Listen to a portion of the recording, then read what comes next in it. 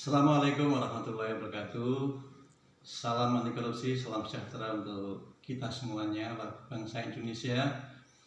Perkenalkan, saya Agung Pribadi dari Portal Anti Korupsi Kediri. Kami penyuluh anti korupsi yang tergabung dalam penyuluh anti korupsi Jawa Timur. Pada kesempatan kali ini saya ingin berbagi kepada siapapun yang melihat video kami ini. Dalam kesempatan kali ini saya akan mengambil tema pandemi korupsi. Cepatlah berlalu, Indonesia tersenyumlah. Mungkin kedengarannya kata pandemi yang saya kaitkan dengan korupsi ini barangkali agak kurang lazim. Bapak, Ibu, Saudara sekalian mendengarkannya. Yang paling lazim adalah pandemi itu dikaitkan dengan yang akhir-akhir ini yang paling sangat populer dan sekaligus sangat mengganggu kita adalah pandemi virus COVID-19 yang sudah membuat kita semuanya menjadi sangat terganggu dalam kehidupan kita sehari-hari. Barangkali saya ingin mengaitkan ini, kata pandemi dengan korupsi ini, bahwa yang paling mengganggu, yang sudah banyak mengganggu dalam kehidupan kita berbangsa dan bernegara, bermasyarakat, itu tidak hanya pandemi korupsi, tidak hanya pandemi virus COVID-19 yang akhir-akhir ini semakin meningkat penyebarannya. Namun yang justru harus kami ingatkan sekarang bahwa korupsi itu sudah menjadi sebuah pandemi yang jauh lebih lama, kemunculannya jauh lebih lama, dan sudah bisa menghambat, menyengsarakan, mengganggu, bahkan menjadi faktor utama terwujudnya cita-cita proklamasi kemerdekaan bangsa Indonesia, yaitu memajukan kesejahteraan umum dan mencerdaskan kehidupan bangsa. Bapak Ibu sekalian, kalau kita artikan bahwa pandemi itu adalah sebuah wabah penyakit yang tingkat penyebarannya itu sangat luas secara geografis, bahkan tidak hanya pada tingkat lokal nasional, namun juga pandemi itu diartikan dari sisi geografis itu sudah menjadi wabah penyakit yang transnasional, artinya sudah mendunia. Jadi persoalannya sudah persoalan dunia. Jadi kalau sekarang ini pandemi COVID-19 itu sudah menjadi persoalan global, maka korupsi itu juga sudah menjadi persoalan global. Sehingga kalau saya sebagai penyuluh anti korupsi mengingatkan kita semuanya bahwa korupsi ini adalah sebuah pandemi, saya pikir sudah sangat relevan dan ada padanannya dengan pandemi COVID-19. Kalau dilihat dari dampaknya, Bapak Ibu sekalian, korupsi itu sudah sangat menyengsarakan kita semuanya, dan itu sudah dinyatakan menjadi kejahatan yang luar biasa. Kalau di Indonesia ini ada 3 kejahatan yang luar biasa, atau yang biasa populer kita sebut dengan extraordinary crime. Yang pertama adalah kejahatan terorisme, 2 kejahatan korupsi, tindak pidana korupsi, dan yang ketiga adalah kejahatan penyalahgunaan narkoba. Bapak Ibu sekalian, persoalan korupsi ini adalah persoalan yang amat sangat rumit, bukan persoalan yang sederhana. Persoalan yang sudah berlaku secara sistematis, secara struktur, dan sangat masif. Bahkan kalau ini dikatakan sebuah konspirasi adalah konspirasi yang besar, yang sangat menular, dan ini sangat masif. Maka ujung tombak dari pemberantasan korupsi di Indonesia, KPK menetapkan 3 strategi dalam upaya pemberantasan korupsi. Yang pertama adalah upaya pencegahan. Jadi dalam struktur organisasi kepengurusan KPK yang sekarang yang dipimpin oleh Bapak Firly Bahuri, bahwa yang pertama strateginya adalah pencegahan. Pencegahan artinya supaya orang tidak bisa korupsi. Ini ada 2 sisi. Yang pertama adalah pencegahan dengan melalui pendidikan, dan ini adalah faktor yang sangat mempengaruhi, yang sangat berperan terhadap sukses dan tidaknya pemberantasan korupsi di Indonesia. Yang pertama adalah masalah pendidikan anti korupsi. Karena apa? Karena persoalan korupsi adalah persoalan mental, spiritual, persoalan karakter. Persoalan karakter ini tentunya harus dibentuk dari dunia pendidikan, baik yang sifatnya formal, non-formal, maupun informal. Kalau ini tidak kita dorong, kita aktifkan pendidikan anti korupsi ini, maka kegagalan pemberantasan korupsi itu bisa menjadi sebuah kenyataan yang tidak akan ada habisnya. Pendidikan anti korupsi ini tujuannya adalah agar manusia Indonesia nanti itu tumbuh kesadarannya agar jalan koruptor, jalan korupsi itu adalah jalan yang tidak baik, jalan yang sesat, jalan yang dilarang oleh pemerintah, dan jalan yang dilarang oleh agama. Di dalam Islam sudah sangat jelas, suap menyuap itu adalah neraka. Yang menyuap juga nanti balasannya neraka, yang disuap juga balasannya neraka. Suap menyuap itu sangat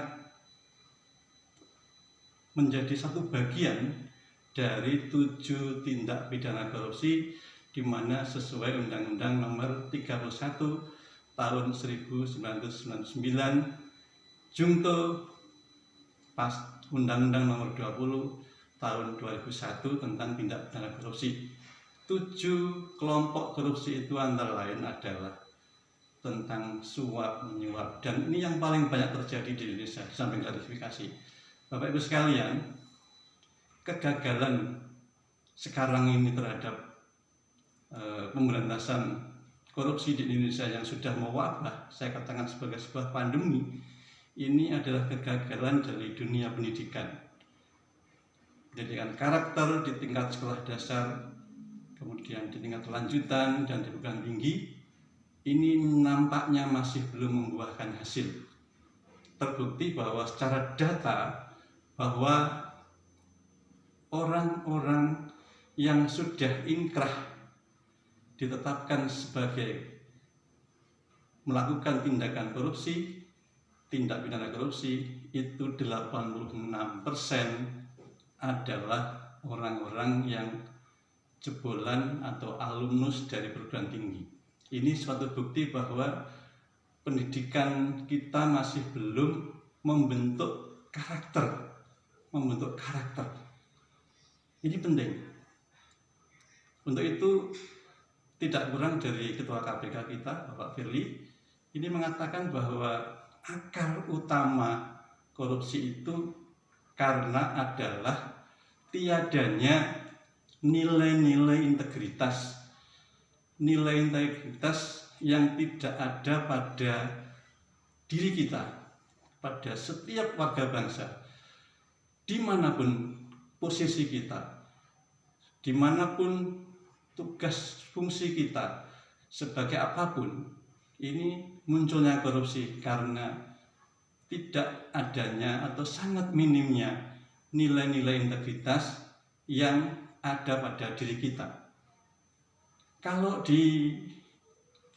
diucapkan, dihafalkan, maka nilai-nilai integritas yang dikembangkan oleh KPK itu ada 9, maka akan dengan mudah sekali akan kita ucapkan.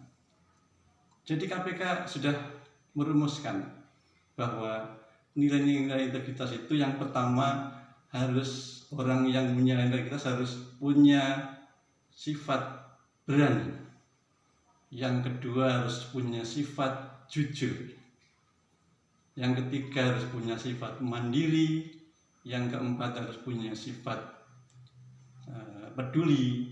Kemudian yang kelima adalah punya sifat adil. Yang keenam harus punya sifat disiplin. Yang ketujuh punya sifat kerja keras. Yang kedelapan punya sifat tanggung jawab. Dan yang terakhir adalah punya sifat sederhana. Saya sebutkan 9 nilai integritas yang dikembangkan KPK itu dengan mudah, mungkin tidak ada 1 menit bisa kita ucapkan. Namun membentuk karakter, nilai-nilai integritas, apalagi sampai memiliki 9 unsur itu, ini adalah bukan persoalan yang mudah. Maka di kepemimpinan Bapak Firly Bahuri yang sekarang, Ketua KPK sekarang, struktur organisasi dan tata kelola di KPK ini dikembangkan lagi menjadi sebuah deputi tersendiri, yaitu deputi pendidikan dan peran serta masyarakat. Kenapa? Karena persoalan korupsi ini tidak bisa hanya diselesaikan oleh lembaga korupsi secanggih apapun tanpa ada dukungan dan peran serta dari masyarakat.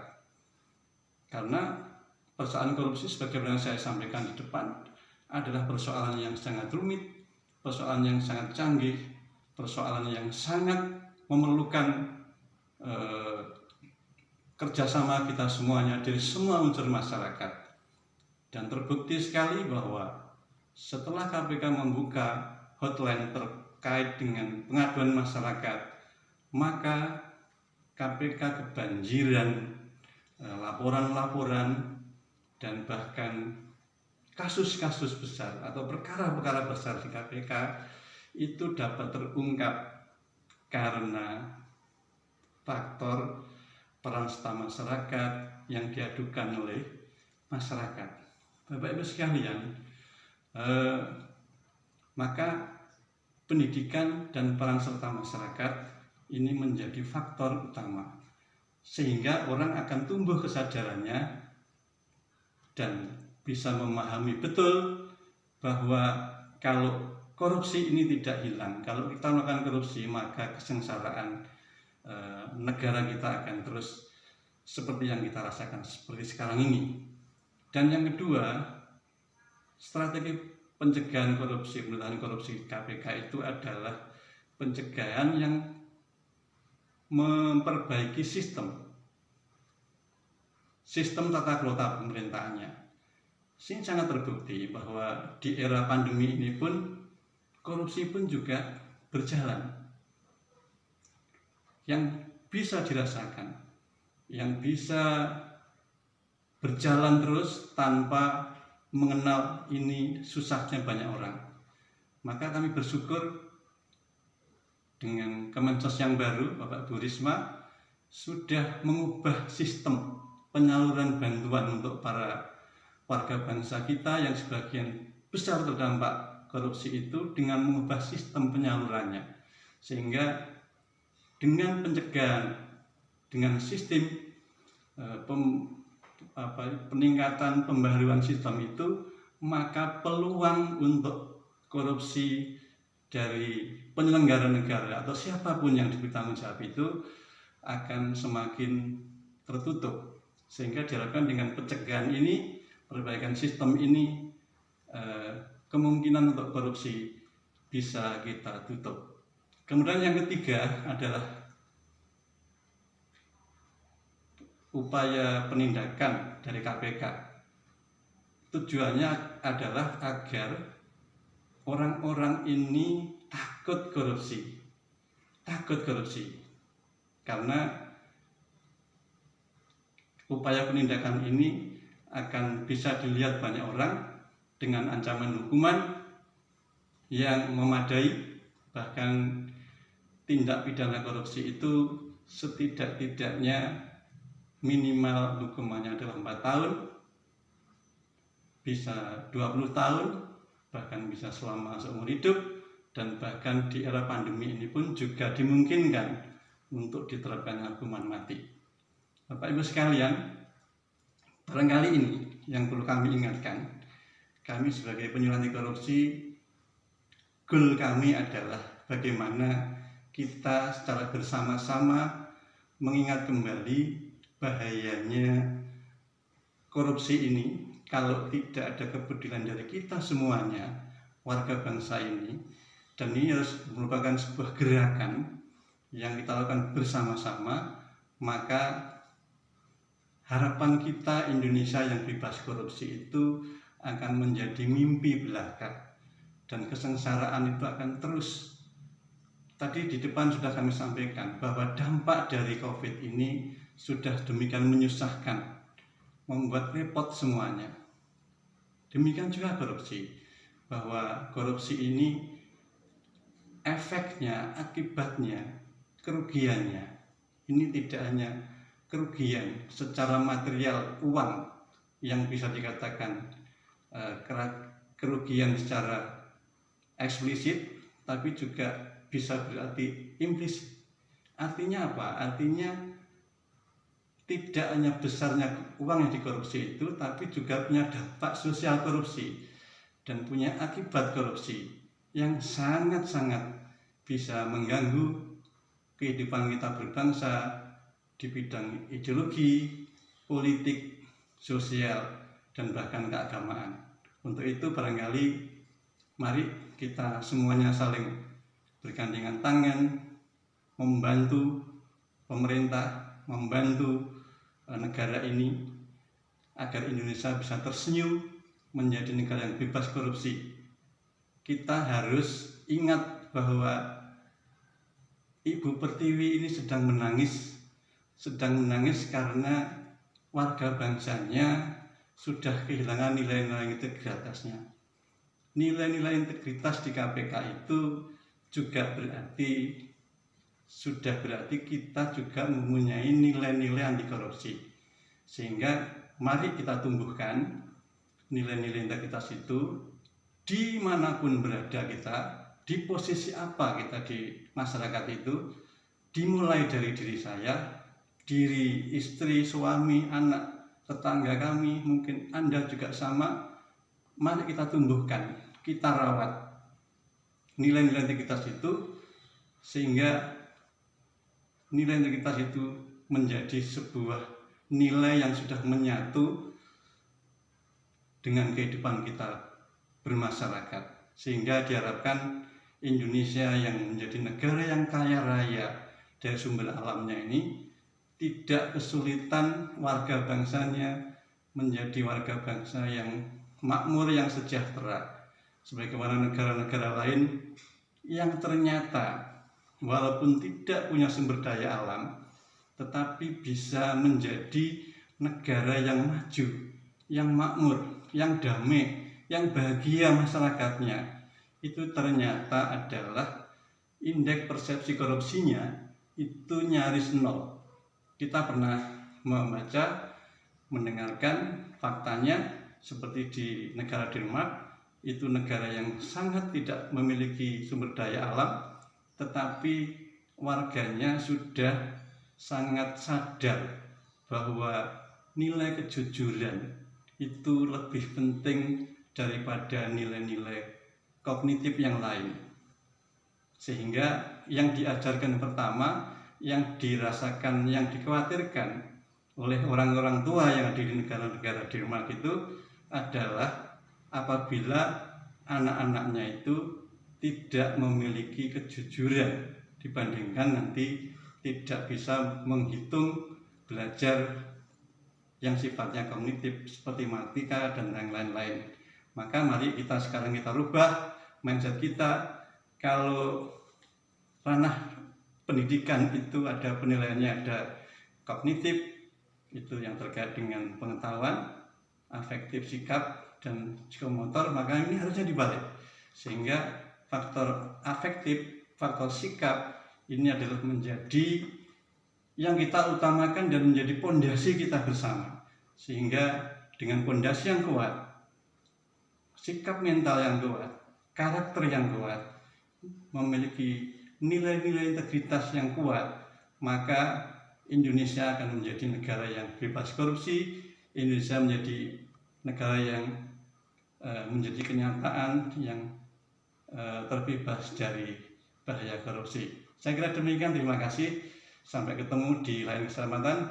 Salam anti korupsi dari kami. Assalamualaikum warahmatullahi wabarakatuh.